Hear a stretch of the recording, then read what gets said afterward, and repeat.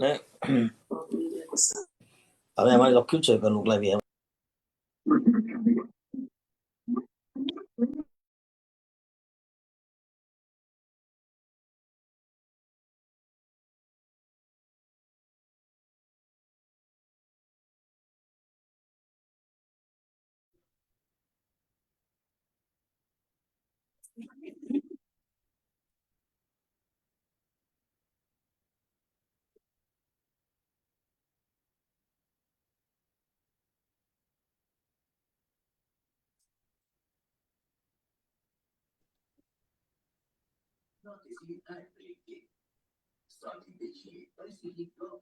એક વસ્તુ થઈ, કાઠિયાવાડી બંધ કરી એટલે હવે બીજું ખાઈએ છે અહીંયા.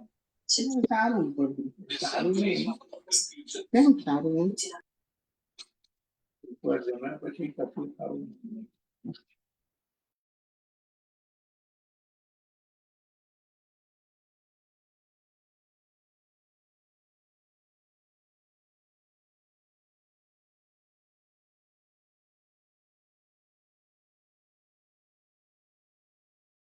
हमें नीचे बताने की मेरे साथ के सामने कुछ नहीं करेगा इस बार आपके जो डॉक्टर कि हम कल का स्लोक देख लिया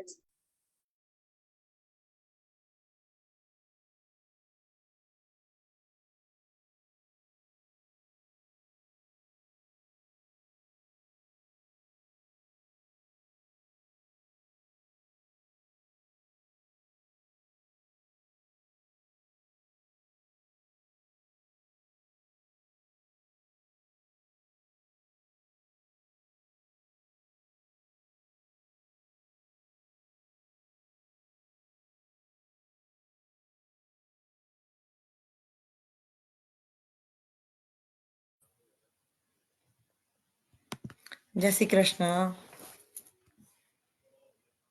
જય શ્રી કૃષ્ણ. જય શ્રી કૃષ્ણ. જય શ્રી જય કૃષ્ણ. શ્રી કૃષ્ણ. સર્વેને જય શ્રી કૃષ્ણ. બધાને જય શ્રી કૃષ્ણ. નીતાબેન, આપણે મંગલાચરણ થી શરૂ કરીશું.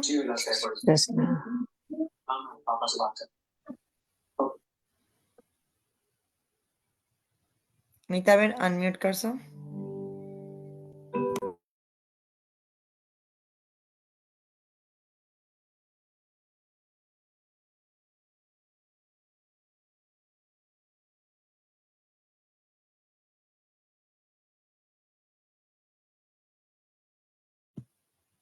તમે હજી મ્યુટ પર છો Nitaben. Can you unmute yourself?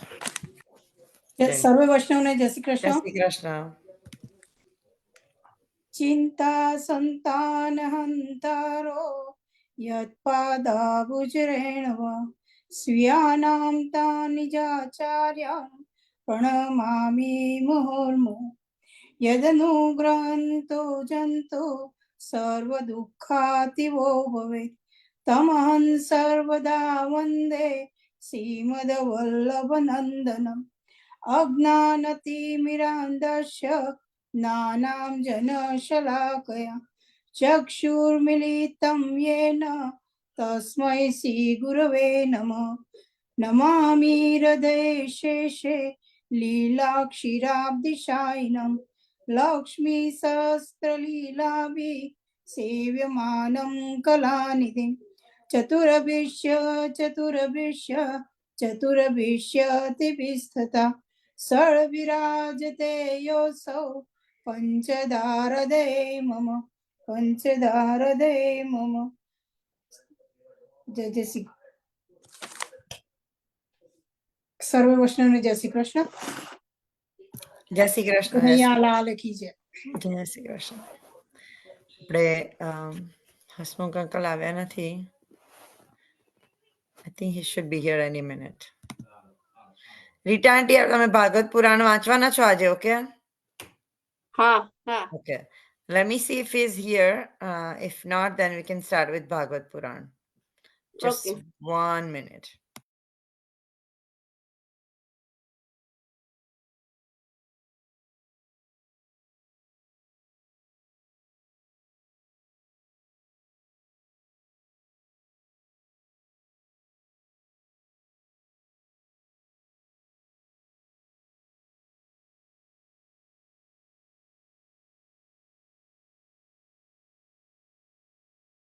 I think he's stuck somewhere. So, Kalpesh uncle, you are there, right? Jai Shri Krishna, Kalpesh uncle. આપણે ચતુશ્લોકી નો ટોપિક શરૂ કરીશું. Kalpesh uncle, are you there? જય શ્રી કૃષ્ણ. Yeah, જય શ્રી કૃષ્ણ. જય શ્રી કૃષ્ણ. આપણે ચતુશ્લોકી ટોપિક નો પ્રેઝન્ટેશન આપણને કલ્પેશ અંકલ કરશે, જે લાસ્ટ ટાઈમે પણ કરવાનું હતું, પણ આઈ થિંક એ જોડી નહીં શક્યા. તો આ વખતે આપણે એની શરૂઆતથી ચતુશ્લોકની શરૂઆત કરીએ. વલ્લભાધીશ ચતુશ્લોકી 16 ગ્રંથનામાંનો એક બહુ સુંદર ગ્રંથ છે. અને મનુષ્યનો ધર્મ એ જ પુરુષાર્થ છે. પણ એ પુરુષાર્થમાં પાછા ધર્મનો સમાવેશ બી થાય છે. એટલે અર્થ, કામ, મોક્ષ અને ધર્મ, આમાં અર્થ અને કામ એ બે સાધ્ય છે, એટલે ફળ છે, કામ અને મોક્ષ. અને અર્થ અને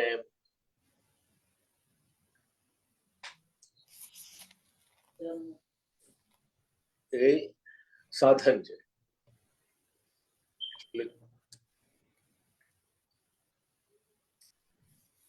ધર્મ અને કામ એ સાધન રૂપે છે, અને આપણે મોક્ષ અને અર્થ એ ફળ રૂપે છે. હવે એ 4 શબ્દોનો મતલબ જરા ડિટેલમાં જોવાનો છે. આપણને યાદ હોય કે આપણે બાલબોધ કરેલો આગળ ત્યારે આપણે આ 4 પુરુષાર્થનું આપણે વિવરણ બી કરેલું અને વાર્તા બી કરેલી આપણે. અને ત્યારે આપણી મર્યાદા ભક્તિની દ્રષ્ટિએ આપણે આ 4 જે પુરુષાર્થ હતા એના આપણે તે વખતે 2 સેકન્ડ માટે હું જરા રિકેપ કરીશ કે ભાઈ આ ધર્મ, અર્થ, કામ અને મોક્ષ એ લોકોના માટે શું છે? સાધ્ય છે. એટલે એમને એ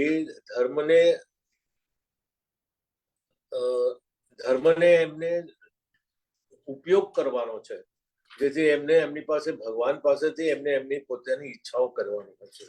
એમનો અર્થ એટલે કે એમનો અર્થનો મતલબ છે કે ભાઈ એના વડે જે થવાનું જે સાધન, એટલે આપણે ટ્રેનમાં મુસાફરી કરતા હોય તો ટ્રેન એ સાધન છે, એવી રીતે એ અર્થ છે. એ અર્થના જ રહીને એટલે આપણે કોઈ બી નૈવેદ્ય ધરીએ તો ફળ ધરીએ અથવા કોઈ બી માનતા માનીએ, એ બધું મર્યાદામાં એને અર્થ કહેવાય છે. અને ધર્મ એટલે મેં કીધું, અને કામ એટલે એમની ઈચ્છા, જે સંસારિક ઈચ્છાઓ છે બધી, મારા ઘરે પુત્ર થાય, મારું ભલું થાય, મારું પોતાનું, મારા સંતાન થાય, મારું મોટું ઘર થાય, મને ટેસ્લા ગાડી મળે, આ બધા તમારા એના કામ છે. એટલે કામનાઓ એટલે ઈચ્છાઓ છે. અને એને લઈને તમે મોક્ષ માંગો છો. એને લઈને જે તમે મોક્ષ માંગો એટલે મીન્સ આ બધું કર્યા પછી આ દુનિયામાં જે અમને વિદાય આપો, આ બાલબોધમાં આપણને મહાપ્રભુજી સમજાવે છે. જયારે એક જગ્યાએ કોઈ વૈષ્ણવે પૂછ્યું કે મર્યાદા ભક્તિ કર્મયોગ સારો કે ભક્તિ માર્ગ સારો, તો એને કહું તમને જે યોગ્ય લાગે ને તમને જે ફાવે કરો. તમે તામસ હોય તો તમારા માટે બીજા ધર્મ એ બહુ સારા છે, પણ સૌથી શ્રેષ્ઠ મને પૂછો તો ભક્તિ માર્ગ છે. એવી રીતે આપણે બાલબોધ સમજી લીધું કે આ છે, એટલે એને સમજીને જો હવે આગળ આપણે પુષ્ટિ માર્ગની દ્રષ્ટિએ આ 4 પુરુષાર્થનું વિવરણ કરીએ અને આપણે એના વિશે વાતો કરીએ તો આપણને ઘણું આવે. આ જે ચતુર્શ્લોકી એટલે ફક્ત 4 જ શ્લોક છે, અને એ 4 શ્લોકમાં અમે જે 4 પુરુષાર્થની વાત કરી એ ગ્રંથની રચના રાણા વ્યાસ માટે 1580માં ઈસવીસન 1500 વિક્રમ સંવત 1580-82માં થયેલી હતી. વિક્રમ સંવત એટલે આજે તો 79 છે ને, આપણે હમણાં દિવાળીમાં જોયું કે 2000 વિક્રમ સંવત. એ રાણા વ્યાસ છે ને, એનું તામસ પ્રકૃતિ હતી. એટલે તામસ પ્રકૃતિ વ્યક્તિ કેવી હોય છે કે બહુ અહંતા મમતા વાળી હોય, તામસ પ્રકૃતિ. એટલે એને એવું છે કે ભાઈ ભગવાન છે તો કાંઈ વાંધો નહીં, હું પણ છું ને, ભગવાનની જગ્યાએ, હું મારી જગ્યાએ. એટલે મારું બી કોઈ અસ્તિત્વ છે. એટલે એ જે અહંતા મમતાથી ભરેલી પ્રકૃતિ વાળું જે જીવ હોય એને તામસ જીવ કહે. એ તામસ જીવ હતા. એ જ્યાં કાશીમાં શાસ્ત્રાર્થમાં હારી ગયા તો એમને એટલું બધું ખરાબ લાગ્યું તો એ છે ને ગંગા કિનારે જઈને આત્મઘાત કરવા ગયા. પણ ત્યાં મહાપ્રભુજીનો ભેટો થઈ ગયો. આ તો કેવું છે કે જે આપણે આ વાત કરીએ છીએ સત્સંગની, ત્યારે મને એક વિચાર આવે છે, અત્યારે વચ્ચે બોલું છું કે સત્સંગ એવો પારસમણી છે કે તમને એની સાથેનો સંગ થતા, એટલે કોઈ બી સારી વસ્તુઓ તો સારી જગ્યા કે સારો અર્થ, એ પારસમણી એટલે આપણે જેને હીરો કહીએ કે નાંગ કહીએ, એને હાથ લગાડતા જ આપણામાં જે ચમક આવે છે એવું આ સત્સંગ છે. ને એવી રીતે રાણા વ્યાસને મહાપ્રભુજીનો સત્સંગ થઈ ગયો અને એમનો મેળાપ થયો અને એમને સાચું જ્ઞાન ત્યાં પ્રાપ્ત થયું અને મહાપ્રભુજીની ભક્તિ એમને માર્ગના 4 પુરુષાર્થ રૂપે ચતુર્શ્લોકીનો ગ્રંથ એમને પ્રદાન કર્યો. એમાં મેં તમને આજે આગળ કીધું એમ એ ધર્મ અને કામ એ ભક્તિ માર્ગમાં સાધન રૂપે છે.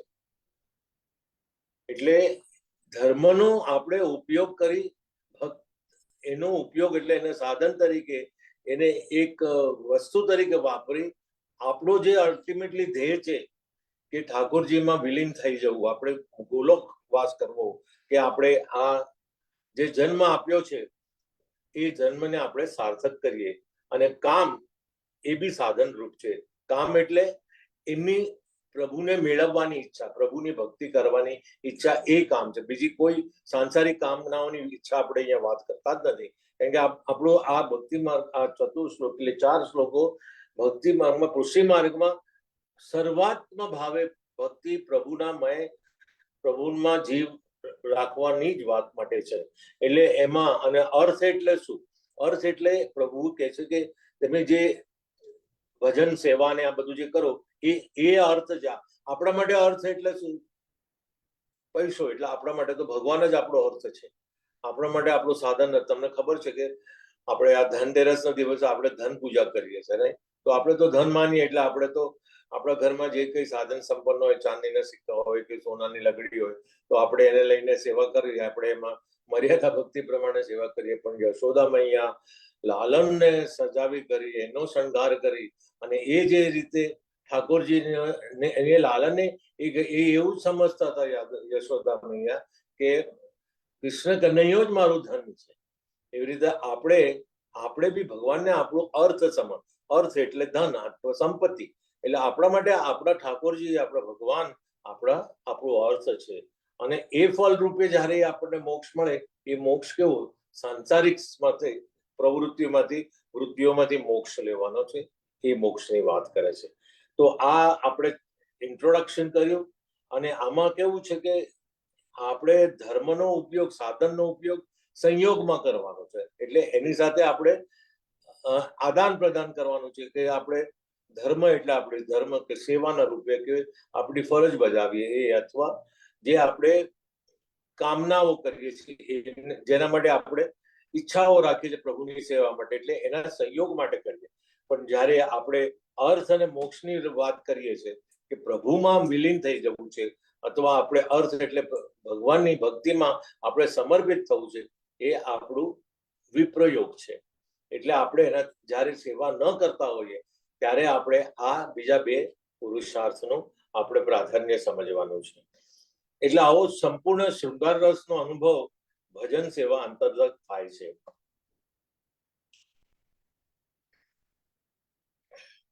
આપણે જેમ આજે મેં કીધું કે ભાઈ એમાં મર્યાદા ભક્તિમાં કેવું છે કે તમે એવું શ્રી ગોકુલનાથજીને બધા કહે છે કે મર્યાદા ભક્તિમાં કેવું છે કે તમે બધા જીવમાં પ્રભુનો વાસ માનો છો અને ત્યાં વાત તમે પૂરી થઈ ગઈ કે ભાઈ તમે એવું કહી દીધું, પણ તમે માનો છો કદાચ નથી થતી તો તમે એનો વિદ્રોહ કરો અથવા અવગણના કરો છો કે બધું થાય.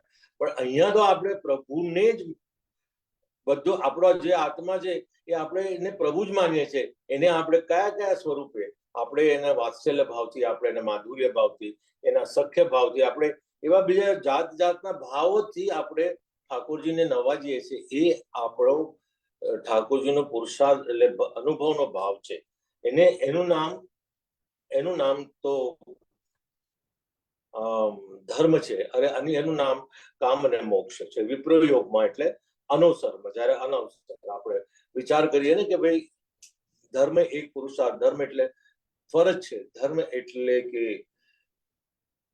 તમારી જે માનવ તરીકે તમારી જે માનવતા છે, જે માનવ તરીકે તમારા જીવ, તમે આમ પૂછો કે તમે જીવ શાના માટે અહીંયા ઉતર્યો છો, તો આપણને બધાને આમે ખબર છે કે જીવ છે એટલે આપણે આવીને અહીંયા સેવા કરી.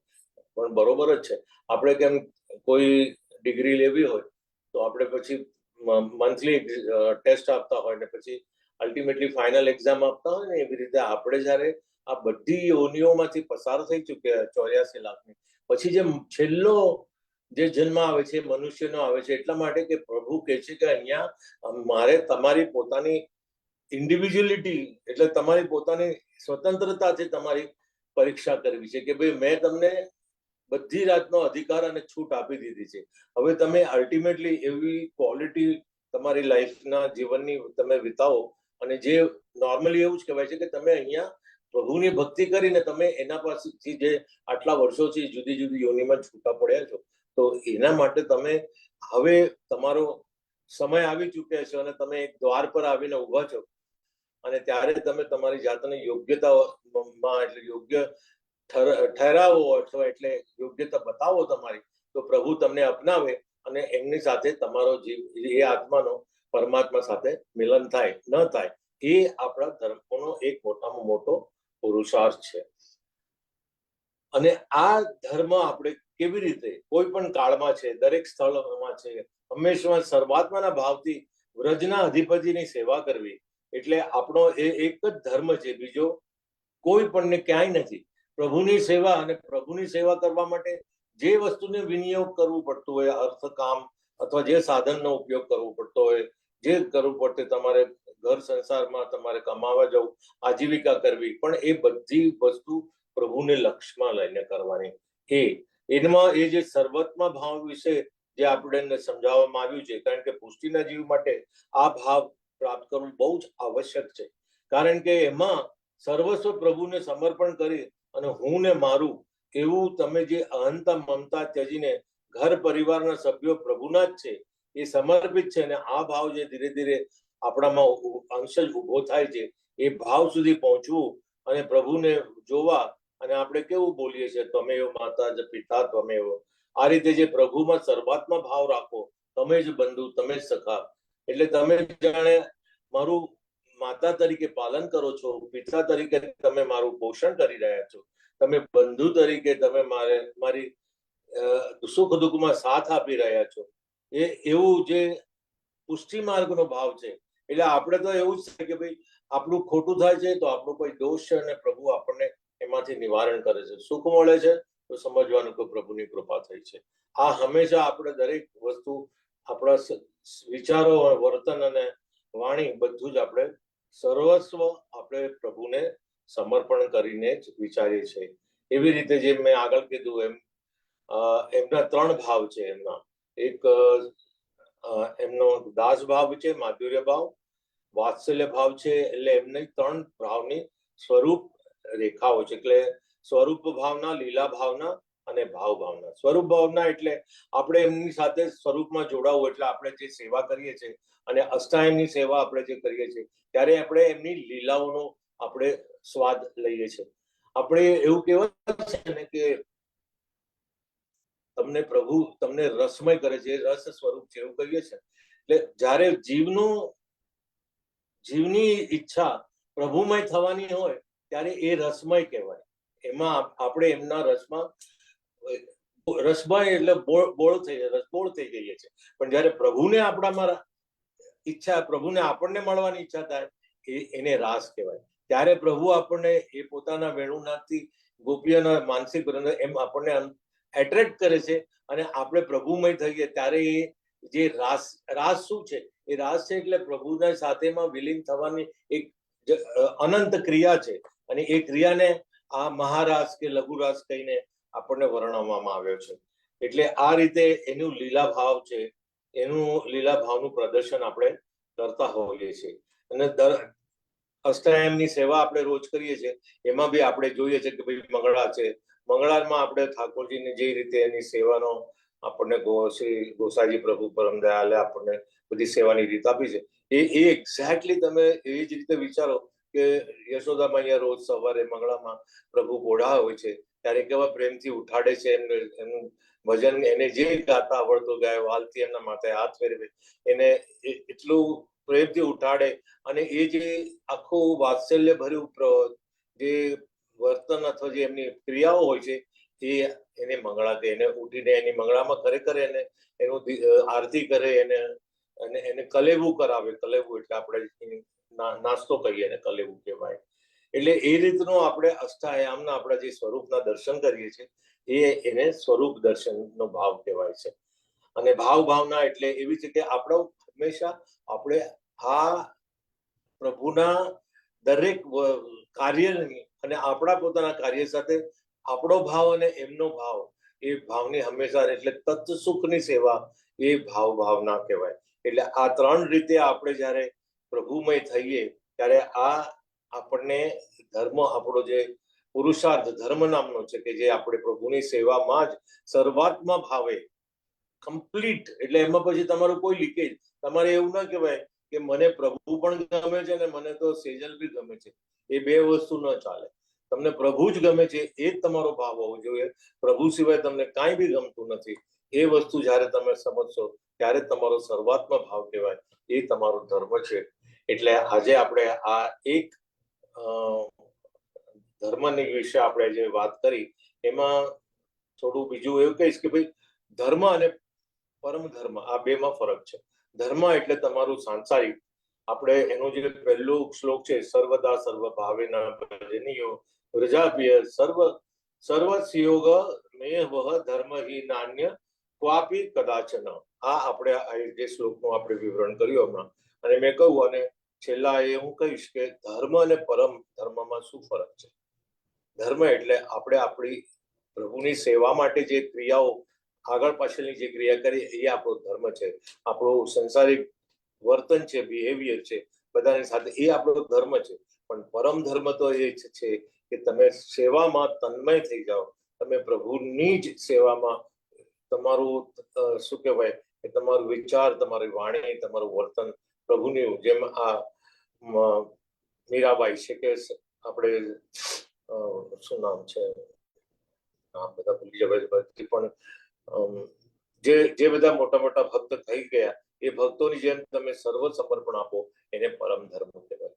તો આટલું કહ્યું, મારી વાણીને અહીંયા વિરામ આપું, કારણ કે આગળ પ્રોગ્રામ વધારવાનો હશે, અને આવતા વખતે આપણે બીજા બે ધર્મનો આપણે પુરુષાર્થની વાત લઈશું. બોલો શ્રી વલ્લભાધીશ. જય શ્રી કૃષ્ણ. જય શ્રી કૃષ્ણ. જય શ્રી કૃષ્ણ. સંભળાય? જય શ્રી કૃષ્ણ. હા, સંભળાય. બહુ સરસ હતું. ખાલી એટલું બહુ સરસ અન્ડરસ્ટેન્ડિંગ થઈ ગયું કે એવરીથિંગ, જ્યારે એવરીથિંગ ભગવાન બધામાં રહે છે એવું માનો તો એ પેલી મર્યાદા ભક્તિ કહેવાય, અને ભગવાન જ બધું છે, એ આપણે પુષ્ટિ માર્ગની વાત કરીએ છીએ, રાઈટ? એટલે આપણે આપણું ઉઠવા બેસવાનું, જેમ મીરાબાઈ કે પછી તમારા નરસિંહ મહેતા છે, નામ નતું યાદ આવતું, પણ એ લોકો શું કરે, એવી જીવન જીવવાનું બંધ નતું કર્યું, કે ખાતા પીતા નતા કે બંધ નતું, પણ એમનું સર્વસ્વ એ જ હતું. એકવાર એ મીરાબાઈ ગોકુળમાં ગયા ને, એક સંતને મળવા ગયા, તો સંતે દરવાજો ન ખોલ્યો, અને એ વાર્તા કદાચ ખબર હશે તમને, કે હું સ્ત્રીના મોઢો જોતો નથી. તો ત્યારે એમને એવું જ કીધું કે મને ખબર નહીં કે ગોકુળમાં કોઈ પુરુષ બી રહે છે, કારણ કે પુરુષ તો એક જ છે અને એ પ્રભુ છે. આ જે ભાવના છે ને આપણામાં, એ ભાવના હોવી જોઈએ કે આપણે જ પુરુષ છે, બાકી તો આપણો ભાવના, આપણે ગોપીનો ભાવ છે, અને આપણે ગોપીના ભાવે જ આપણે કરવાનું બધું જ છે. આજીવિકા કરવાની છે, આપણે સંસાર ચલાવવાનો છે, આપણને સોંપ્યું છે. આ બધી પરીક્ષાનો એક એક આપણા ચેપ્ટર છે, અને એ ચેપ્ટર આપણે પૂરા કરવાના છે. પણ આપણો ધ્યેય એ હોવો જોઈએ કે આપણે પ્રભુ તરફ આપણું આખું નિર્દેશ, આપણું ફોકસ ત્યાં હોય, તો જ આ આપણો ધર્મ તમે બજાવો, તો જ તમે પુષ્ટિ માર્ગના સાચા જીવ કહેવાઓ.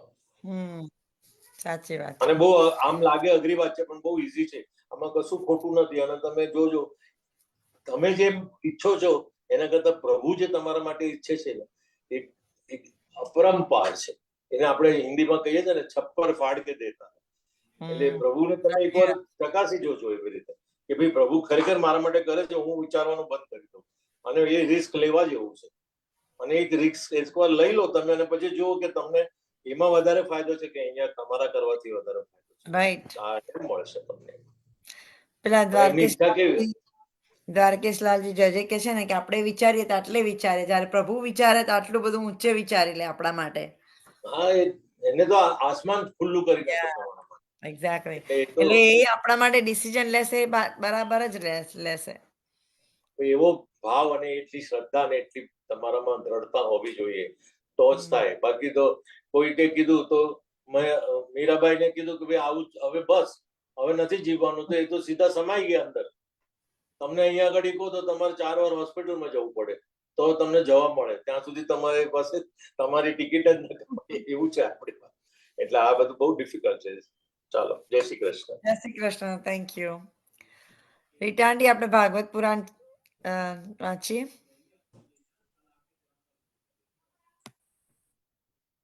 જય શ્રી કૃષ્ણ બધાને. હા, આપણે આ વાત કરી એટલે કહું કે આપણે જે વિચારીએ છીએ આપણે આપણા પૂરતું ને આપણા ઘર પૂરતું જ વિચારતા હોઈએ, ત્યારે ભગવાન આખી દુનિયાનું વિચારવાનું હોય છે. બરાબર ને? જય શ્રી કૃષ્ણ બધાને. આપણે હવે ચોથો સ્કંદ ચાલુ કરીએ છીએ. 3 પૂરા થયા હતા. ત્રીજા સ્કંદમાં ભગવાને સ્વર્ગ લીલાની બધી ચર્ચા કરી હતી અને ચોથા સ્વર્ગમાં વિસર્ગ લીલા છે. ચોથા સ્વર્ગમાં વિસર્ગ લીલા છે. પુરુષાર્થ 4 છે: ધર્મ, અર્થ, કામ અને મોક્ષ. તેથી ચોથા સ્કંદમાં 4 પ્રકરણ છે. ધર્મ પ્રકરણના 7 અધ્યાય છે. ધર્મ પ્રાપ્ત કરવા માટે 7 પ્રકારની શુદ્ધિ હોવી જોઈએ: દેહ શુદ્ધિ, કાલ શુદ્ધિ, મંત્ર શુદ્ધિ, દેહ શુદ્ધિ, વિચાર શુદ્ધિ, ઇન્દ્રિય શુદ્ધિ અને દ્રવ્ય શુદ્ધિ. આ 7 પ્રકારની શુદ્ધિ થતા ધર્મનું આચરણ થાય. ધર્મ પ્રકરણમાં દક્ષ પ્રજાપતિને થયેલી ધર્મ શુદ્ધિની કથા મુખ્ય છે. અર્થ પ્રકરણના 5 અધ્યાય છે. અર્થ પ્રાપ્ત કરવા 5 સાધનોની જરૂરત રહે છે. સૌથી પહેલા માતા પિતાના આશીર્વાદ, પછી બીજું ગુરુ કૃપા, ત્રીજું પુરુષાર્થ, ચોથું પ્રારબ્ધ અને છેલ્લે પ્રભુ કૃપા. આ 5 પ્રકારના સાધનો વડે ધ્રુવજીને અર્થ, રાજ્યાસન અને અચલ સ્થાનની પ્રાપ્તિ થઈ હતી. કામ પ્રકરણમાં 11 અધ્યાય છે. કામને રહેવાના સ્થાન 11 છે: 5 જ્ઞાનેન્દ્રિય, 5 કર્મેન્દ્રિય અને 11મું મન. કામ પ્રકરણમાં 11 અધ્યાયમાં પૃથ્વીરાજાની પુણ્યગાથા ગાવામાં આવી છે. મોક્ષ પ્રકરણમાં 8 અધ્યાય છે. મહાપ્રભુજીએ ભાગવતાર્થ પ્રકરણમાં કહ્યું છે કે પ્રકૃતિના 8 પ્રકાર છે: ભૂમિરા, પોંડલો, વાયુ, સ્વયં, મનોબુદ્ધિ રેચ. એટલે કે પૃથ્વી, જળ, આકાશ, વાયુ, તેજ, મન, બુદ્ધિ અને અહંકાર. આ પ્રકારની અષ્ટાધામ પ્રકૃતિને કાબુમાં રાખનારને મોક્ષની પ્રાપ્તિ થાય છે. પ્રકૃતિના બંધનમાંથી મુક્ત થવું તેનું નામ મુક્તિ. આમાં ચોથો સ્કંદ કુલ 31 અધ્યાયનો બનેલો છે. હવે પુરુષાર્થના ક્રમ તરફ જુઓ. ધર્મ, અર્થ, કામ, મોક્ષ. ધર્મ અને મોક્ષની વચ્ચે અર્થ અને કામને રાખ્યા છે. ધર્મ અને મોક્ષને અનુસરીને અર્થ અને કામ ભોગવવા છે. ધર્મ અને મોક્ષના ભોગે અર્થ અને કામ ભોગવવાના નથી. ધર્મ વગરના અર્થ અને કામ સફળ ન થાય. ધર્મ વગર અર્થ અને કામ પ્રાપ્ત કરનારને મોક્ષ ન મળે. અર્થ, પૈસો અને કામ લૌકિક કામનાઓનો સમાવેશ 4 પુરુષાર્થમાં થાય છે. તેથી એ પુરુષાર્થમાં પણ સાધના છે.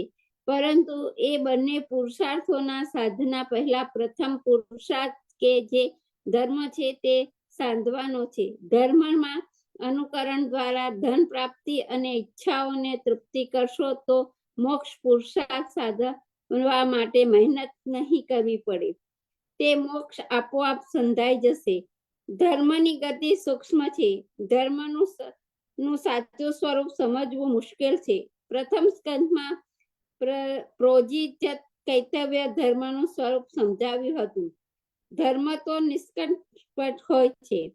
મનમાં કપટ રાખીને કરેલું આચરણ સારું હશે તો પણ તે ધર્મયુક્ત નહીં કહેવાય.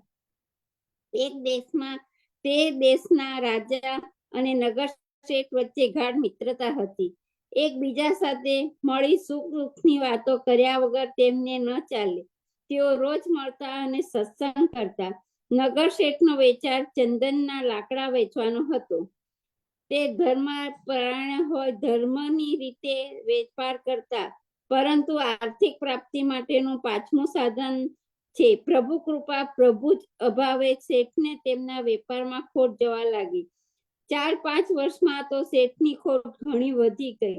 એક દિવસ તેમના વાણોતર આવી તેમને કહ્યું, શેઠજી, ચંદનના લાકડાને ઊંધાઈ લાગી ગઈ છે.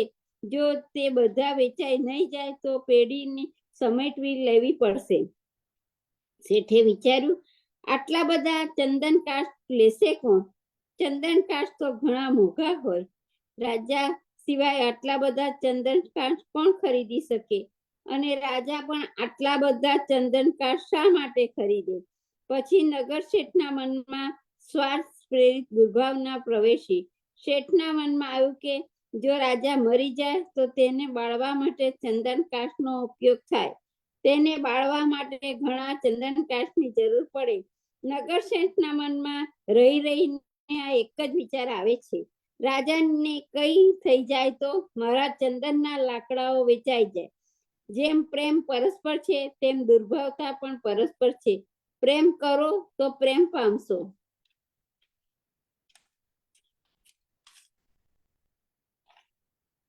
દુર્ભાવ સેવો તો દુર્ભાવ મળશે. રાજાના મનમાં શેઠ પ્રત્યે દુર્ભાવ પ્રગટે છે.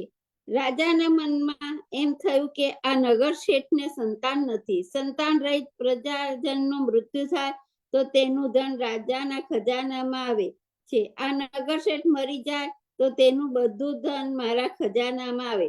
આમ બંને મિત્રોએ એકબીજા પ્રત્યે દુષ્ટ ભાવના રાખી. રોજ નિયમ પ્રમાણે તેઓ મળતા, પરંતુ પહેલા માફક સત્સંગ જામતો નહીં. પણ બંને હતા ધર્મપરાયણ. સ્વાર્થને કારણે દુષ્ટ ભાવના પેદા થઈ હતી. થોડુંક વિચારતા રાજાને થયું કે મારી પાસે ક્યાં ઓછું ધન છે કે મારે નગર શેઠના ધનની જરૂર હોય. તેનું મન સાફ થઈ ગયું. બીજા દિવસે બંને મિત્રો મળ્યા. નિષ્કપટ ધર્મે અનુસાર રાજાએ પોતાના મિત્ર પાસે હૃદય ખોલી કહ્યું, મિત્ર, મારા મનમાં તારા માટે ખોટો ભાવ ઉત્પન્ન થયો હતો. પછી રાજાએ પોતાના મનમાં જાગેલો કુવિચાર શેઠને કહી સંભળાયો. શેઠ પણ ધર્મિષ્ઠ હતા. સમજી ગયા. કહ્યું, રાજન, એ તો મારા કુવિચારનો પડઘો હતો. પછી રાજા માટે તેના મનમાં આવેલા કુવિચાર તેણે રાજાને કહી સંભળાયો. સાંભળતા રાજા હસી પડ્યો. કહ્યું, શેઠ, તમે એમ કેમ ન વિચાર્યું કે રાજા પોતાના મહેલના બધા બારણા ચંદનના બનાવે, અથવા પોતાના ઠાકોરજી માટે ચંદનનો મોટો હિંડોળો અને ચંદનની મોટી સુખ સૈયા બનાવે તો મારા બધા ચંદન કાષ્ઠ વેચાઈ જાય? શેઠનું મન શુદ્ધ થયું. રાજાનું મન શુદ્ધ થયું. બંને પૂર્વવત ધર્માચરણ કરવા લાગ્યા. ધર્માચરણ કરવું સહેલું નથી. અધર્મ માત્ર કર્મ છે, વાણીથી આચરવામાં આવે છે. એવું નથી, અધર્મ મનથી પણ આચરવામાં આવે છે.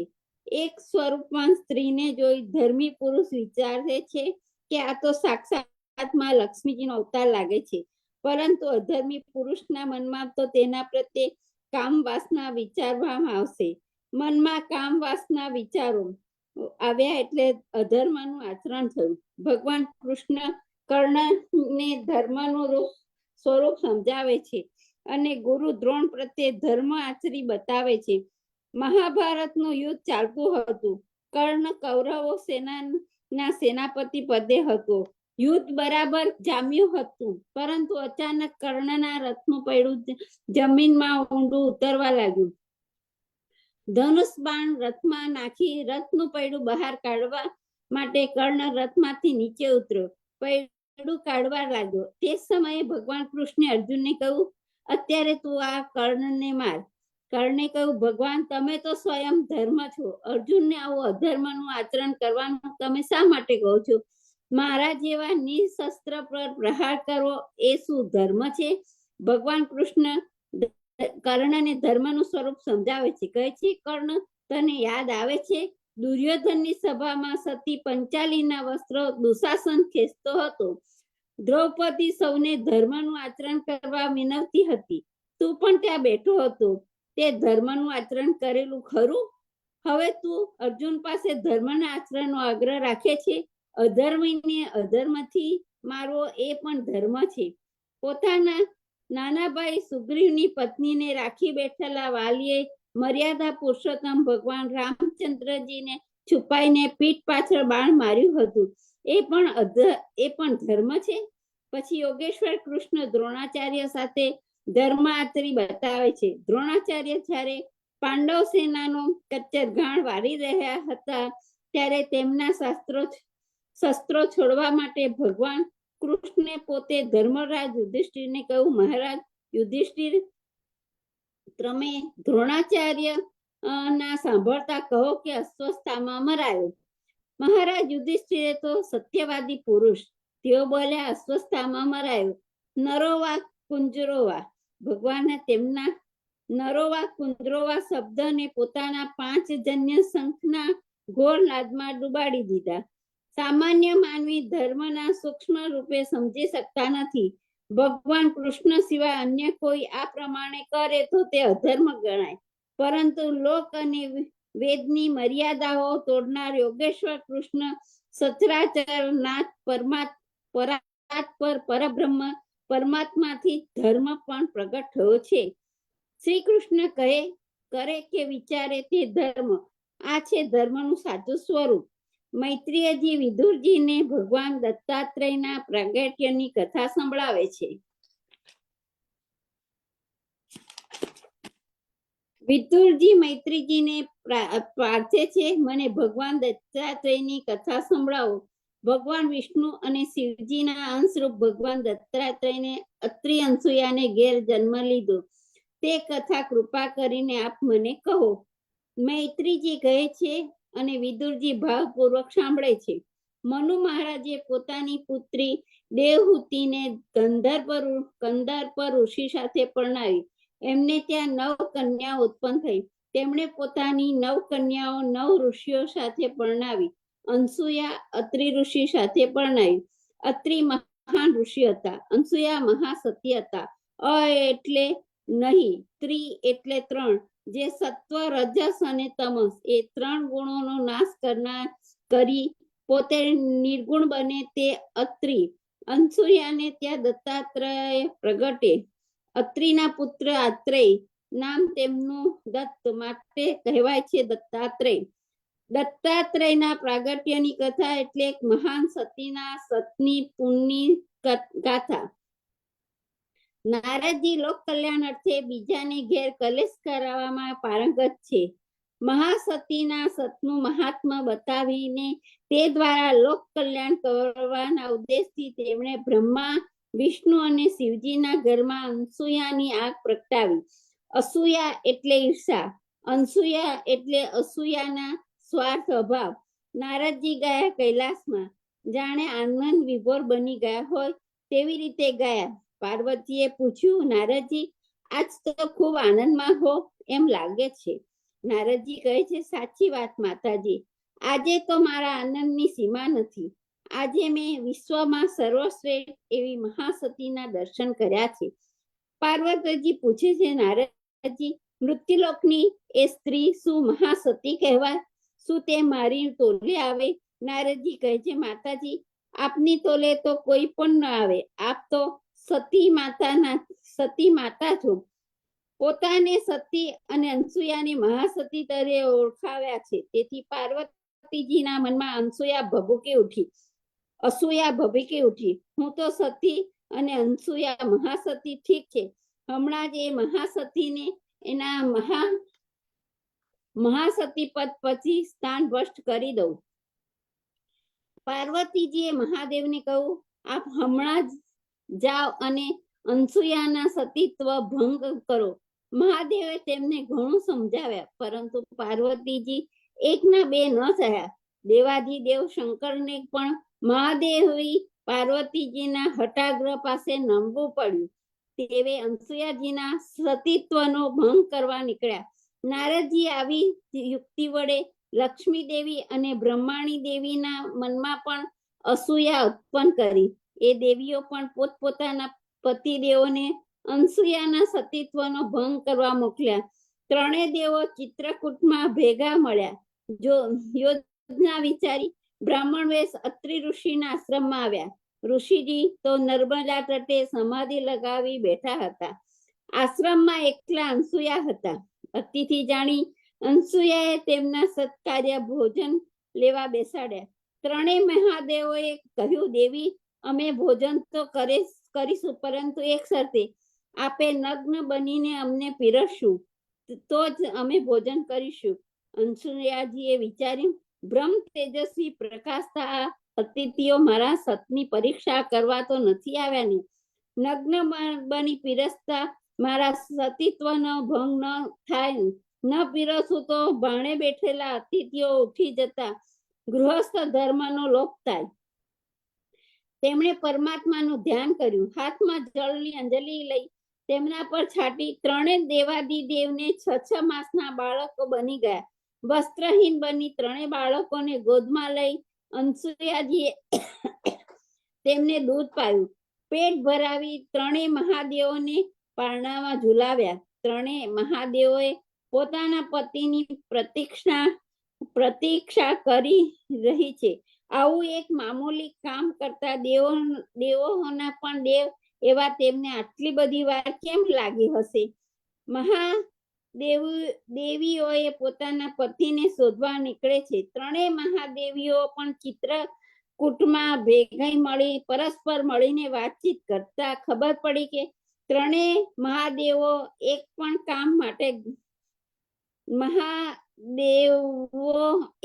કામ માટે ગયા છે. તેમણે નક્કી કર્યું કે અત્રિ આશ્રમમાં જઈ પોતાના પતિરાજોની તપાસ કરવી.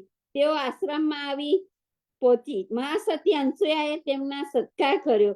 મહાદેવીઓએ 3 બાળકોને પારણે ઝૂલતા જોયા. સમજી ગયા. અનસુયાને પગે પડી પ્રાર્થના કરી. તેમને પોતાના પતિ પાછા માંગ્યા. અનસુયાએ કહ્યું, તમે આમાંથી તમારા પતિને ઓળખીને લઈ લો, પરંતુ 6 માસના બાળકોને લઈ મહાદેવીઓએ કરે શું? રૂપ ગુણે સરખા દેખાતા ત્રણેય બાળકોમાંથી તેઓ પોતાના પતિને ઓળખી પણ ન શક્યા. મહાદેવીઓએ કહ્યું, દેવી, તમે જાતે જ અમને અમારા પતિ પાછા આપો. એટલામાં અત્રિ ઋષિ આશ્રમમાં પધાર્યા છે. આશ્રમમાં એક સાથે 3 બાળકો અને 3 મહાદેવીઓ જુએ છે. સમાધિ ચડાવી ત્રણેયના બાળ સ્વરૂપને ઓળખે છે. તેમણે અંજલિ ભરી જળ છાટ્યું. ત્રણેય મહાદેવો પ્રગટ થયા. કહ્યું, માતા, વરદાન માંગો. માતાજી વરદાન માંગે છે, મારા આંગણે બાળક થઈ જેમ રમ્યા છો તેમ રમવાનું વરદાન આપો. મહાદેવો પોતાના અંશ રૂપે અત્રિ અનસુયાને ત્યાં બાળ રૂપે પ્રગટે છે.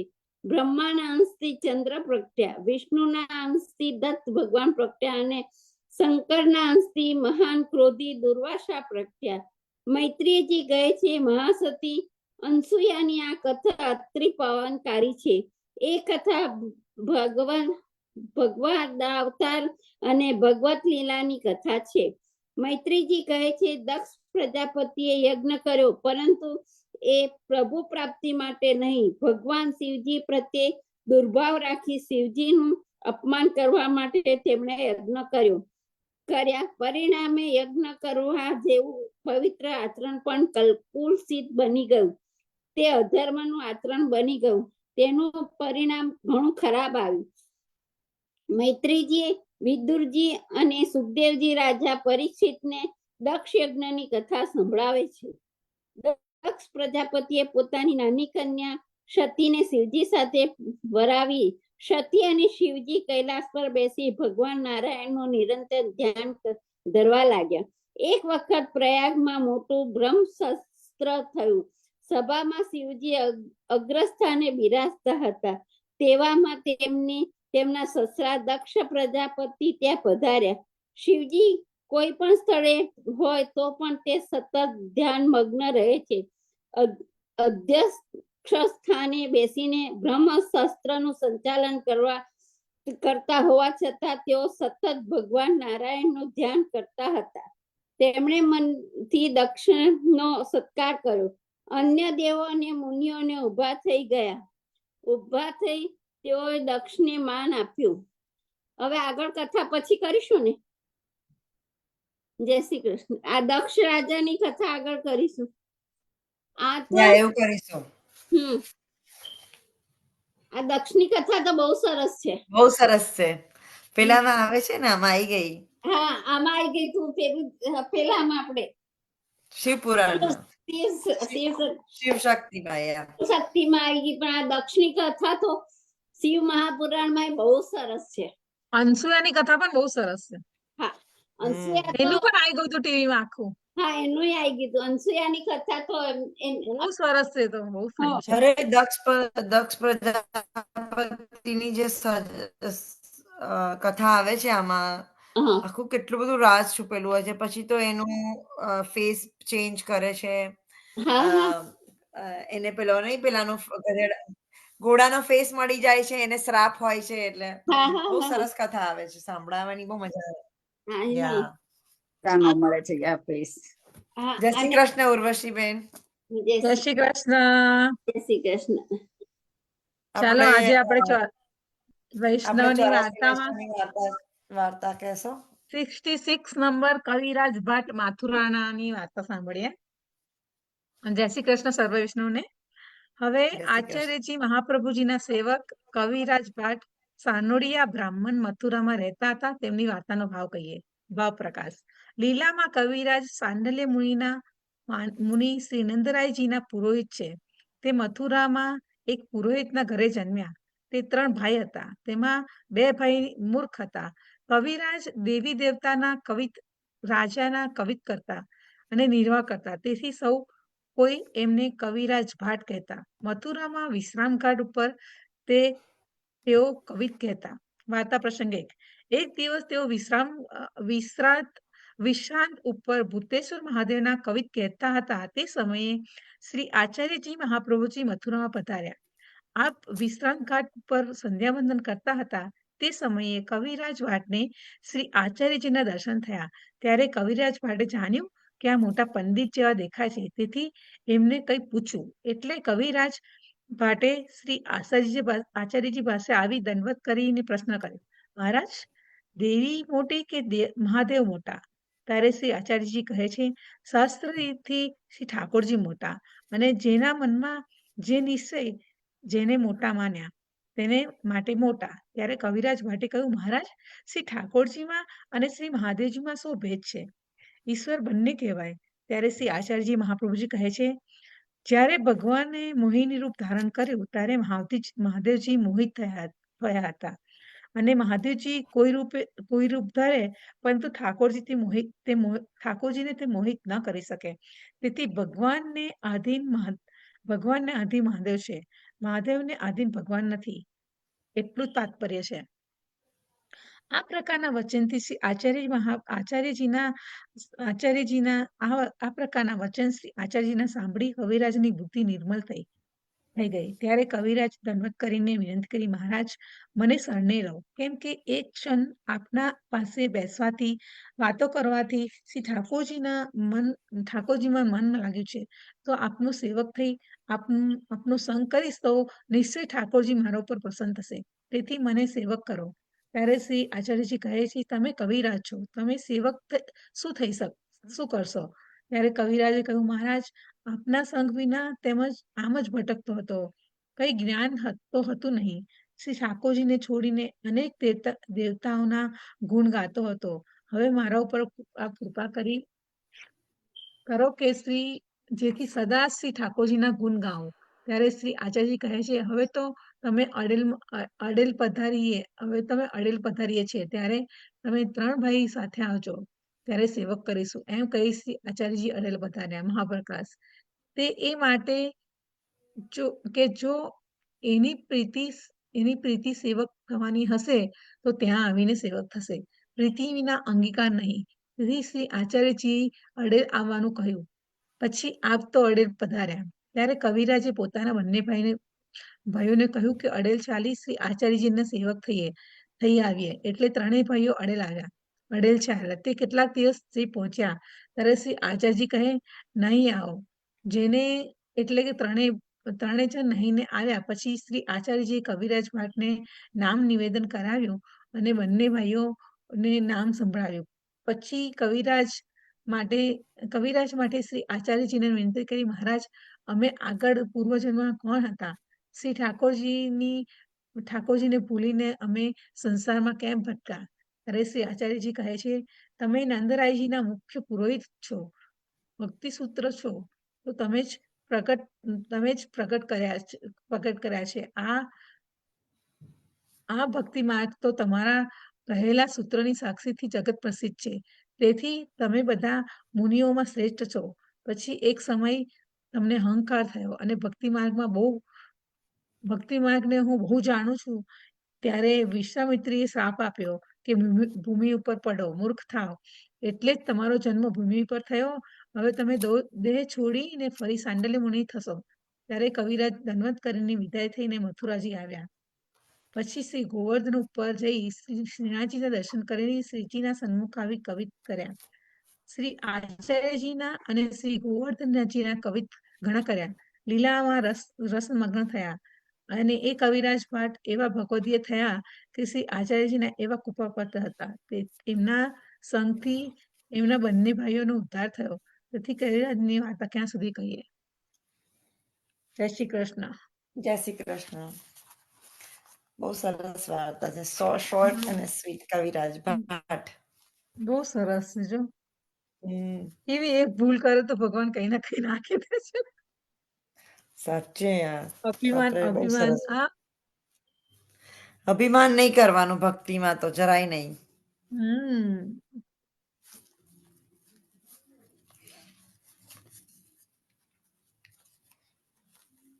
આપણે ગીતાજીનું પારાયણ કરીશું. થેન્ક યુ ઉર્વશીબેન. ઉર્વશીબેન, તમારો ફોન હે ને હેક થઈ ગયો લાગે છે. બધા બહુ જણને કોલ જતા હતા. બધાના કોલ્સ મારી પર આવતા હતા. તમારો ફોન હેક થઈ ગયો હતો. તો બીજા બધાને કોલ્સ જતા હતા. અને પછી મને એમના બધા લોકો મેસેજ કરતા કે કોઈ ઉર્વશી દલાલ નામના બેનનો મને મેસેજ આવે છે, ફોન આવે છે. મેં કહ્યું કે તમે ફોન નંબર જોઈને જ રિપ્લાય કરજો. Do not reply anybody. Hack થઈ ગયો હતો તમારો ફોન. મને પણ ઉર્વશી દલાલનો ફોન આવેલો. અને ફ્લોરિડામાં ઉર્વશી દલાલ અહીં રહે છે. ઉર્વશી દલાલનો ફોટો બધું આવ્યું હતું. તમારા જ ફોનમાંથી ફોટો તમારો જ આવે. એ તમારો જ ફોનમાંથી ફોટોનો મેસેજ આવતો હતો. મને 4-5 મેસેજ આયા એવી રીતે. મારો બંધ થઈ ગયો, 2 વાર બંધ થઈ ગયો. છે ને એ મેસેજો ખોલવાના નહીં.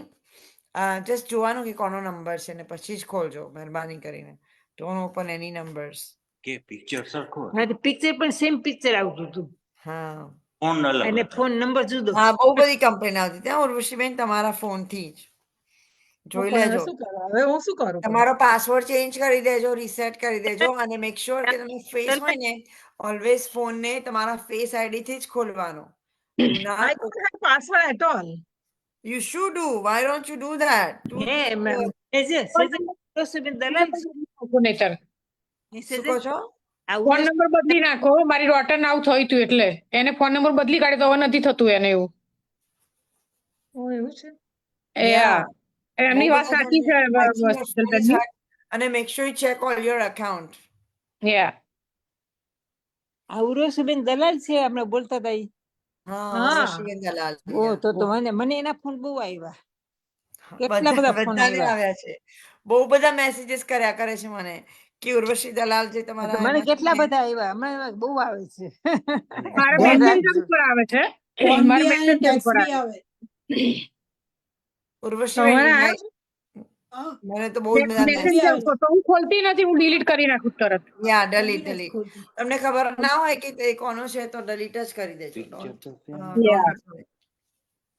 ઈમેલ બી આવે છે આવી રીતે, પણ તરત ડિલીટ કરી નાખવાનું, ખોલવાનું નહીં. તમે ખોલવાને રિસ્પોન્સ કરશો તો પછી એમાં એ લોકોને તમારો નંબર સાચો છે એમ ખબર પડી જશે, એટલે રિસ્પોન્સ નહીં કરવાનો. એ લોકો જે હેકર્સ હોય છે ને, એ એક જ મિનિટમાં તમારું આખું એકાઉન્ટ હેક કરી કાઢે છે. અમારા હસબન્ડ થયું એમનો નંબર ચેન્જ કરાવડાયો અમે. હા, મારે જોવું પડશે, મારું એકાઉન્ટ ચેક કરવું પડશે.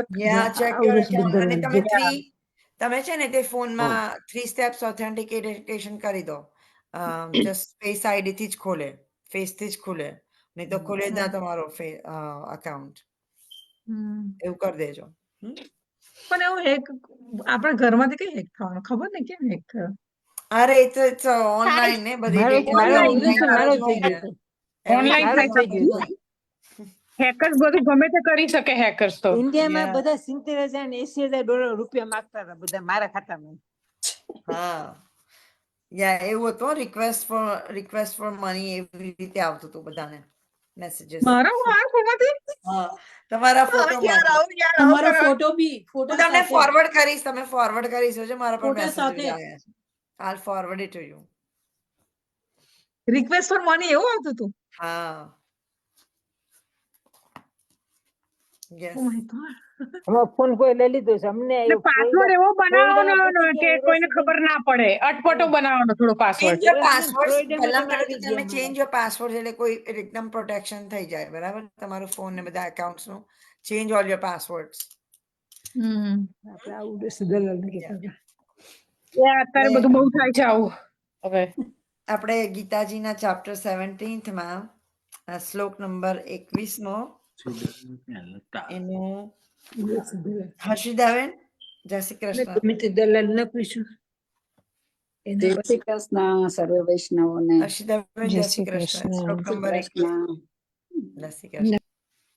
યતુ પ્રત્યુપરા પકારાર્થ ફલુમુદ્દિશ્ય વા પુનઃ દીયતે ચ પરિકલિષ્ટં તદા ન રાજસં સ્મૃતમ.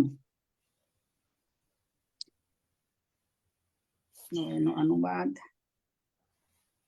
અનુવાદ પરંતુ જે દાન અમુક બદલાની અપેક્ષાથી અથવા કર્મફળની ઈચ્છાથી ના મરજીપૂર્વક અપાય છે તે રજોગુણી દાન કહેવાય છે. તેનો ભાવાર્થ: કેટલીક વખત સ્વર્ગ પ્રાપ્તિ માટે દાન અપાય છે તો ક્યારેક બહુ ક્લેશપૂર્વક, અને કોઈ વખત મેં શા માટે આ રીતે આટલો બધો ખર્ચ કરી નાખ્યો એવા પાછળથી પશ્ચાતાપ સાથે આપવામાં આવે છે. કોઈ વખત કોઈ ઉપકારના દબાણવશ, વડીલોના દબાણથી પણ દાન અપાય છે. આવા દાન રજોગુણમાં આપેલા દાન કહેવાય છે. એવી ઘણી ધર્માદાર સંસ્થાઓ છે જે એવી સંસ્થાઓને દાન આપે છે જ્યાં ઇન્દ્રિય ભોગ ચાલ્યા કરે છે. વૈદિક શાસ્ત્રોમાં આવા દાન આપવાની ભલામણ થઈ નથી, માત્ર સાત્વિક દાનની જ ભલામણ થઈ છે. જય શ્રી કૃષ્ણ. બહુ જ નાના છે આ 17માં. જય શ્રી કૃષ્ણ. હા, આ 2-3 શ્લોક તો બહુ જ નાના જ છે એકદમ. શ્લોક 22મો જ્યોતિબેન. જય શ્રી કૃષ્ણ બધાને. જય શ્રી કૃષ્ણ. અધ્યાય 17મો શ્લોક નંબર 22. અદેશ કાલે યતે દાનમ અપાત્રે ભય ચ દીયતે અસકૃત્યમ અવજ્ઞાતમ તત તામસમ ઉદાહતમ. એનો અનુવાદ છે: અને જે દાન ગમે તેવી અપવિત્ર જગ્યાએ, અનુચિત સમયે, કોઈ કુપાત્ર માણસને અથવા પૂરતું ધ્યાન તથા આદર આપ્યા વિના અપાય છે તે તામસી કહેવાય છે. એનો ભાવાર્થ છે: અહીં નશો કરનારા તથા જુગારના વ્યસની લોકોને દાન આપવા માટે પ્રોત્સાહન અપાયું નથી. આવું દાન તામસી હોય છે. આવું દાન હિતાવહ હોતું નથી. ઉલટું તેનાથી પાપી માણસોને પ્રોત્સાહન મળે છે. તેવી જ રીતે જો મનુષ્ય આદર તથા ધ્યાન આપ્યા વગર જ કોઈ યોગ્ય વ્યક્તિને દાન આપે તો તે પણ તામસી દાન કહેવાય છે. જય શ્રી કૃષ્ણ. જય શ્રી કૃષ્ણ. બહુ નાના છે. બહુ સાચી વાત છે. શ્લોક 23મો. હેલો, જય શ્રી કૃષ્ણ બધાને. જય શ્રી કૃષ્ણ. શ્લોક 23મો લલિતા આંટી. જય શ્રી કૃષ્ણ. જય શ્રી કૃષ્ણ. ઓમ ઓમ તત્સતનો મહિમા અધ્યાય 17 અને શ્લોક 23 છે. ઓમ તત્સતના મહિમા. ઓમ તત્સદિતિ નિર્દેશ બ્રહ્મણ ત્રિવિધ સ્મૃત બ્રાહ્મણા તેન વેદા ચ યજ્ઞા ચ વિહિતા પુરા. એનો ભાવાર્થ કે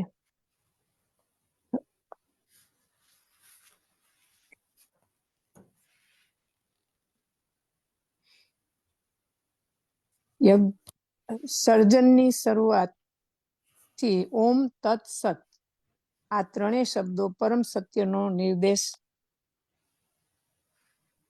નિર્દેશ કરવા માટે પ્રયુક્ત કરાતા રહ્યા છે. આ ત્રણ પ્રતીકાત્મક અભિવ્યક્તિઓ બ્રાહ્મણો દ્વારા વૈદિક મંત્રોનું ઉચ્ચારણ કરતી વખતે તથા બ્રહ્મને સંતુષ્ટ કરવા માટે યજ્ઞો કરતી વખતે પ્રયોજવામાં આવતી હતી.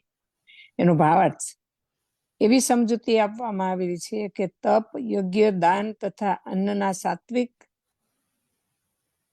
3 પ્રકાર છે, પરંતુ તેઓ ઉત્તમ હોય, મધ્યમ હોય કે કનિષ્ઠ હોય તો પણ તે બધા મર્યાદિત તથા ભૌતિક ગુણોથી દૂષિત હોય છે. પરંતુ જ્યારે તે બ્રહ્મ અર્થાત ઓમ તત્ સત એટલે કે સનાતન પૂર્ણ પુરુષોત્તમ પરમેશ્વર પ્રત્યે લક્ષ્ય રાખી કરવામાં આવે છે ત્યારે તે આધ્યાત્મિક ઉન્નતિના સાધન બની જાય છે. શાસ્ત્રોના આદેશોમાં આવા લક્ષ્યનો નિર્દેશ થયો છે. ઓમ તત્ સત આ 3 શબ્દો ખાસ કરીને પરમ સત્ય પૂર્ણ પુરુષોત્તમ પરમેશ્વરનો નિર્દેશ કરે છે. વેદ મંત્રોમાં ઓમ શબ્દ હંમેશા જોવામાં આવે છે. જે મનુષ્ય શાસ્ત્રોક્ત વિધાનો પ્રમાણે કર્મ કરતો નથી તેને પરમ સત્યની પ્રાપ્તિ થતી નથી. તેને અમુક ક્ષણિક ફળ મળશે પરંતુ તે પરમ ગતિ પામતો નથી. સાર એ છે કે દાન, યજ્ઞ તથા તપ સત્વગુણમાં જ કરવા જોઈએ. જો રજોગુણ કે તમોગુણમાં કરવામાં આવે તો તે નક્કી નિમ્ન કક્ષાના હોય છે. ઓમ તત્સત શબ્દોનું ઉચ્ચારણ પરમેશ્વરના પવિત્ર નામ સાથે કરવામાં આવે છે. ઉદાહરણ અર્થ કે ઓમ તત્ વિષ્ણુ. જ્યારે કોઈ વેદ મંત્રનો કે પરમેશ્વરના નામનો ઉચ્ચાર થાય છે ત્યારે ઓમ જોડી દેવામાં આવે છે. આ વૈદિક સાહિત્યનું સૂચક છે. આ 3 શબ્દો વૈદિક મંત્રોમાંથી લેવાયેલા છે. ઓમ ઇત્ય એતદ બ્રહ્મણો નિર્દિષ્ટમ નામ ઋગ્વેદ આ પ્રથમ લક્ષ્ય સૂચવે છે. પછી તત્ ત્વમ અસી છાંદોગ્ય ઉપનિષદ 6, 8 અને 7 બીજા લક્ષ્યનું સૂચક છે. અને સદ એવ સૌમ્ય છાંદોગ્ય ઉપનિષદ 6, 2 અને 1 ત્રીજા લક્ષ્યનું સૂચક છે. આ ત્રણે મળીને ઓમ તત્સત થઈ જાય છે. આદિકાળમાં જ્યારે પ્રથમ જીવ બ્રહ્માજીએ યજ્ઞો કર્યા હતા ત્યારે તેમણે આ 3 શબ્દો દ્વારા પૂર્ણ પુરુષોત્તમ પરમેશ્વરનો નિર્દેશ કર્યો હતો. તેથી ગુરુ પરંપરા દ્વારા પણ એ જ સિદ્ધાંતનું પાલન થતું આવ્યું છે. માટે આ મંત્રનું ઘણું મહત્વ છે. તેથી ભગવદ્ ગીતા ભલામણ કરે છે કે કોઈ પણ કાર્ય ઓમ તત્સત માટે અર્થાત પૂર્ણ પુરુષોત્તમ પરમેશ્વર પ્રીતિ અર્થે કરવું જોઈએ. જ્યારે મનુષ્ય આ 3 શબ્દો વડે તપ, દાન તથા યજ્ઞ કરે છે ત્યારે તે કૃષ્ણ ભાવનામૃતમાં કાર્ય કરે છે. કૃષ્ણ ભાવનામૃત દિવ્ય કાર્યોનું વૈજ્ઞાનિક અમલીકરણ છે. તેનાથી મનુષ્ય ભગવત ધામમાં પાછો જઈ શકે છે. આવી દિવ્ય રીતે કર્મ કરવાથી વ્યક્તિનો ક્ષય થતો નથી.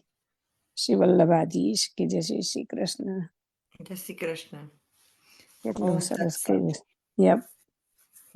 કેટલું એનું મહત્વ છે, મહાત્મ્ય છે.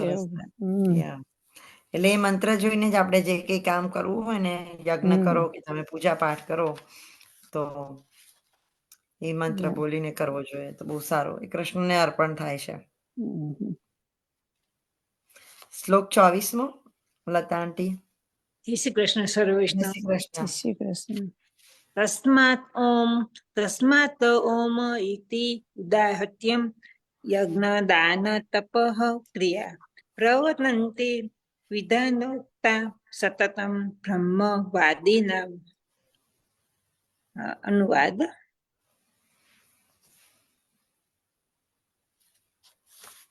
માટે બ્રહ્મની પ્રાપ્તિ માટે યોગીજનો શાસ્ત્રોક્ત વિધિ પ્રમાણે યજ્ઞ, દાન તથા તપની સર્વ ક્રિયાઓનો શુભારંભ હંમેશા ઓમથી જ કરે છે.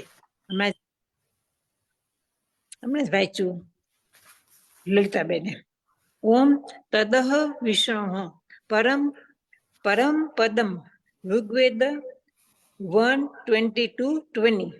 વિષ્ણુના ચરણ કમળ ભક્તિની સર્વોપરી ભૂમિકા છે. પૂર્ણ પુરુષોત્તમ પરમેશ્વર પ્રીત્યર્થે કરેલી દરેક ક્રિયા સમગ્ર કાર્યક્ષેત્રની સિદ્ધિ નિશ્ચિત કરે છે. ઓમ છે, ઓમથી બધું. સાચી વાત છે. જય શ્રી કૃષ્ણ. જય સર્વે શ્રી કૃષ્ણ. બહુ સુંદર સમજાયું. શ્લોક 25મો આઈ થિંક પદ્માબેન આવ્યા છે. પદ્માબેન દોશી, જય શ્રી કૃષ્ણ.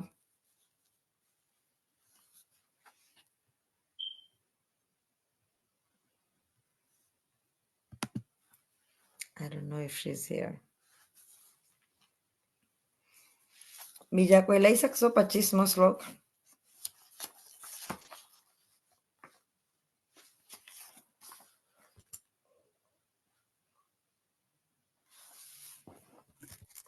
કોઈ લે છે કે હું લઈ લઉં સેજલબેન? તમે લઈ લો જ્યોતિબેન, કઈ નહીં. ઓકે. કીર્તન લેવાનું છે ને? 25મો શ્લોક ક્યાં? ઓ 25મો શ્લોક લેવાનો. કોણ કોઈ છે વાંચે છે? ના. ઓકે. અધ્યાય 17મો શ્લોક નંબર 25. તત ઇતિ અભિ અનભિષદન સદન્યાય ફલમ યજ્ઞ તપ ક્રિયા દાન ક્રિયા ચ વિવિધા ક્રિયન્તે મોક્ષકાંક્ષી ભી. આનો અનુવાદ છે, મનુષ્ય કર્મફળની ઈચ્છા રાખ્યા વિના વિવિધ પ્રકારના યજ્ઞ, તપ તથા દાન તત્શબ્દ કહીને કરવા જોઈએ. આવા દિવ્ય કાર્યોનો ઉદ્દેશ્ય ભાવ બંધનમાંથી મુક્તિ પામવાનો હોય છે. એનો ભાવાર્થ છે, આધ્યાત્મિક અવસ્થા સુધી ઉન્નત થવા માટે મનુષ્ય કોઈ દુન્યવી લાભાર્થે કર્મ ન કરવું જોઈએ.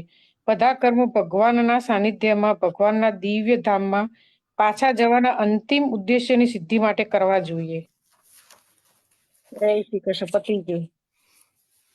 રાઈટ. આઈ થિંક આપણે નેક્સ્ટ શ્લોક્સ બધા નેક્સ્ટ ટાઈમ કરીશું. 26. કારણ કે 26, 27 અને 28 ત્રણ જ શ્લોક છે, તો we'll do that next time. અને પછી આ ચેપ્ટર પણ પતી જશે. સો પછી છેલ્લું એક ચેપ્ટર રહેશે ગીતા માટે, ગીતાજીનું. આપણી ગીતાજી ઓલમોસ્ટ પતવા આવી. We'll be finished reading in Gitaji. So chapters 18 છે ખાલી નેક્સ્ટ ટાઈમ માટે. આપણે ભજન ગાઈએ? કોઈને ભજન ગાવું છે? હું લઈ લઉં એક પહેલા. શ્યોર. જય શ્રી જયશ્રીબેન કૃષ્ણ. છે, જયશ્રીબેન આવ્યા છે? જય શ્રી કૃષ્ણ. હે, જયશ્રીબેન છે? હા જયશ્રીબેન. જય શ્રી કૃષ્ણ. જયશ્રીબેન, જય શ્રી કૃષ્ણ. મને એમ કે તમે નથી જોડાયા, કારણ કે તમારું પ્રોફાઇલ નામ નથી કહેતું ને તમારું, એટલે પછી મને ખબર નહીં કે તમે આવ્યા છો. ના ના ના, હું છું. ઓકે. કે રાધિકા શ્યામ તમને શોધે શોધે ગોકુળની ગલીઓમાં.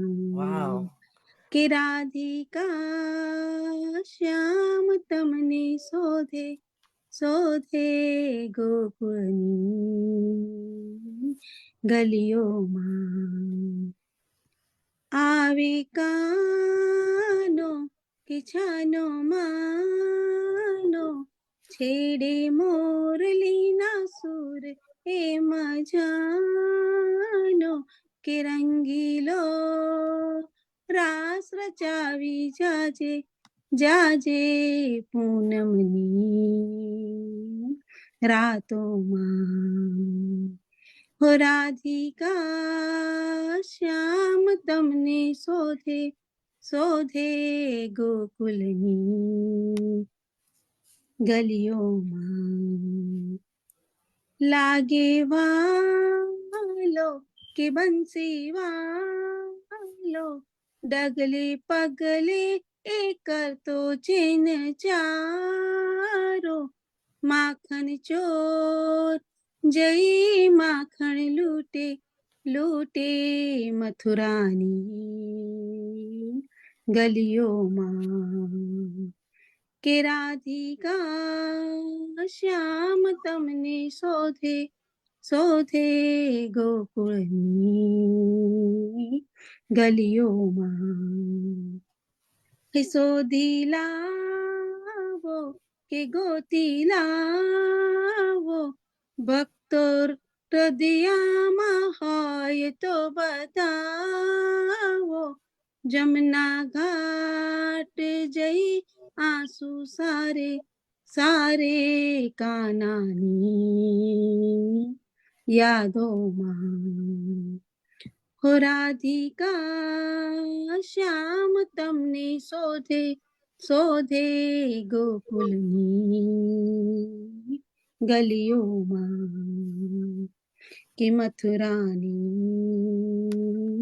ગલીઓમાં હા કાનાની યાદોમાં જય શ્રી કૃષ્ણ વૈષ્ણવ જય શ્રી કૃષ્ણ આપણે બહુ જ સરસ સરસ મીઠું ભજન હતું બહુ ફાઇન હતું તમે મોકલાવજો હો આને મોકલાઈ દેજો આ બી હાલ મોકલી દો હા Yes. મોકલજો મોકલજો બહુ સરસ છે અને પેલી જયશ્રીબેન તમે પેલી એ કયા કહેતા હતા એપ કહેતા હતા ને જેમાં બધા ભજનો હોય છે કીર્તન હોય છે હા એ છે ને આપણે હમણાં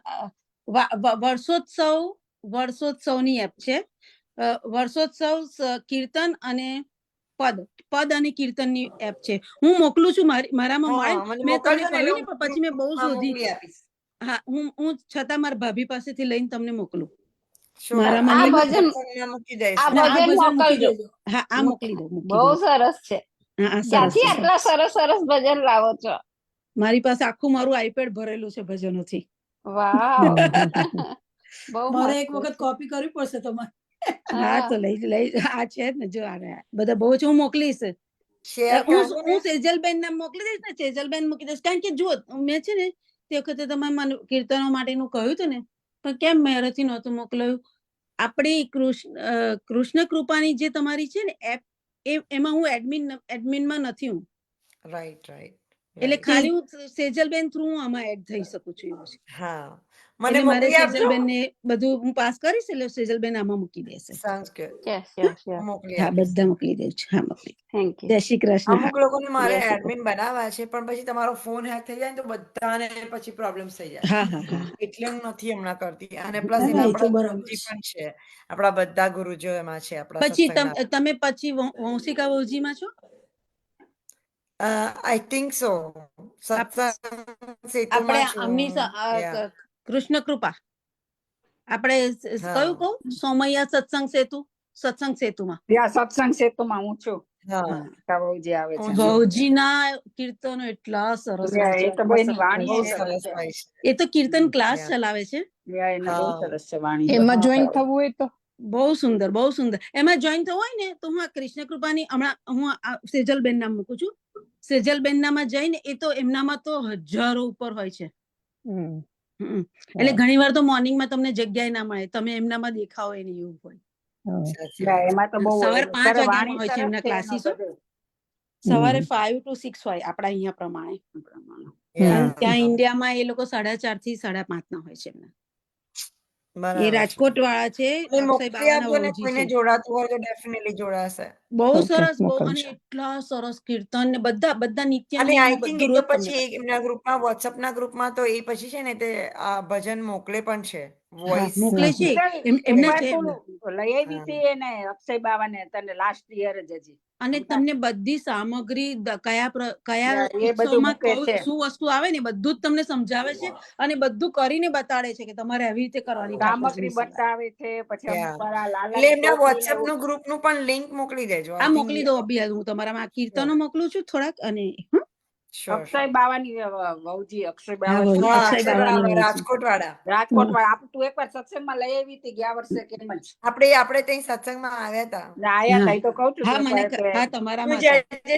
ફરીથી વિનંતી કરીશ હવે હા કરજો એની વાઈફ એના વહુજી નું બહુ સરસ આવે છે તમારામાં પેલા આપણે હરિરાયજી વલ્લભરાયજી કે હરિરાયજી હરિરાયજી એ અને સુરુચિ Vahuji.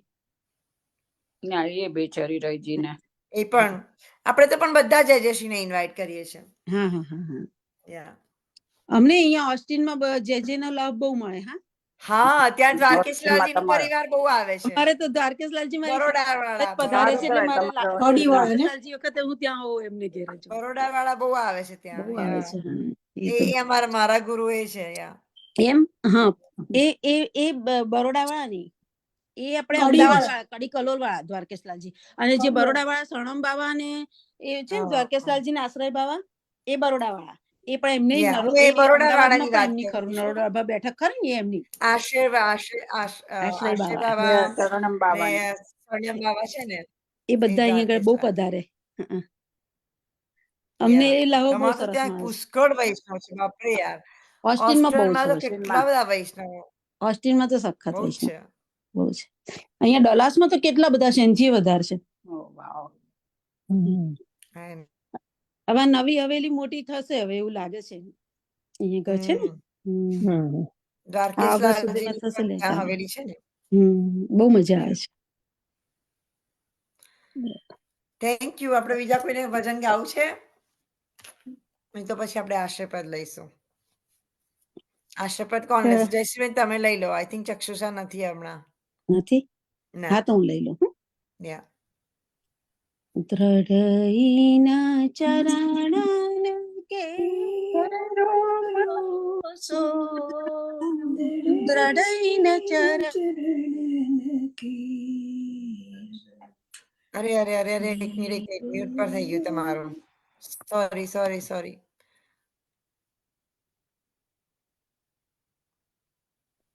Try again. Jayashree, try again. યા શ્રી વલ્લભાધીશ કી જય. કી દ્રઢઈના ચરણ કેરો ભરોસો, દ્રઢઈના ચરણ કેરો. શ્રી વલ્લભનાથ ચંદ્ર છટાબીનું સબ જુગમાજ અંધેરો ભરોસો, દ્રઢઈના ચરણ કેરો. साधन और नहीं आकली में, जासो होय निबेरो. सूर्य कहाँ कहे दिव्य आदरो, बिना मोल को चेरो भरोसो, દ્રઢઈના ચરણ કેરો. દ્રઢઈના ચરણ કેરો ભરોસો, દ્રઢઈના ચરણ કેરો. શ્રી વલ્લભાધીશ કી જય. શ્રી ગિરિરાજ ધરણ પ્રભુ કી જય. શ્રી ગોવર્ધન નાથ કી જય. શ્રી બાલકૃષ્ણ લાલ પ્રભુ કી જય. શ્રી ભાગવત ભગવાન કી જય. શ્યામ સુંદર શ્રી અમને મહારાણી કી જય. ગુસાઈજી પરમ દયા સાથે લાલ સાથે સ્વરૂપ કી જય. શ્રી વલ્લભ કુલ પરિવાર કી જય. જય શ્રી કૃષ્ણ બધાને. જય શ્રી કૃષ્ણ બધા વૈષ્ણવોને. જય શ્રી વૈષ્ણવને જય શ્રી કૃષ્ણ. બહુ જય આનંદ શ્રી આવ્યો આજે. જય શ્રી કૃષ્ણ. જય શ્રી કૃષ્ણ. તમારા બધા જય શ્રી ભજન મને મોકલી આપજો. હા મોકલું. જયશ્રીબેન. હા હું આમાંથી લઈ લઈને અને સીધા જ પેલી મોકલું. એપ પણ મોકલી હા આપજો. હા જય શ્રી કૃષ્ણ. જય શ્રી કૃષ્ણ. જય શ્રી કૃષ્ણ બધાને. જય શ્રી કૃષ્ણ. જય શ્રી કૃષ્ણ. Thank you.